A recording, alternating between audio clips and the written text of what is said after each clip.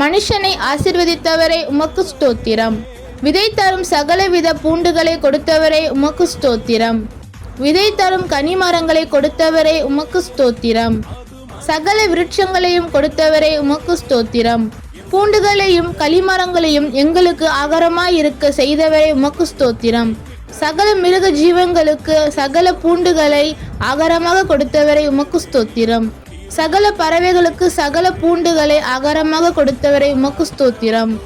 ஊரும் பிராணிகள் எல்லாவற்றிற்கும் சகல பூண்டுகளையும் ஆகாரமாக கொடுத்தவரை உமக்கு ஸ்தோத்திரம். தாம் உண்டாக்கியவை எல்லாம் பார்த்தவரே உமக்கு ஸ்தோத்திரம். தாம் உண்டாக்கியவை எல்லாம் நன்றாயிருக்க கண்டவரே உமக்கு ஸ்தோத்திரம். அது மகிழ்ச்சியை தந்திடுதே, ஆலயம் செல்லுவதே. அது மகிழ்ச்சியை தந்திடுதே,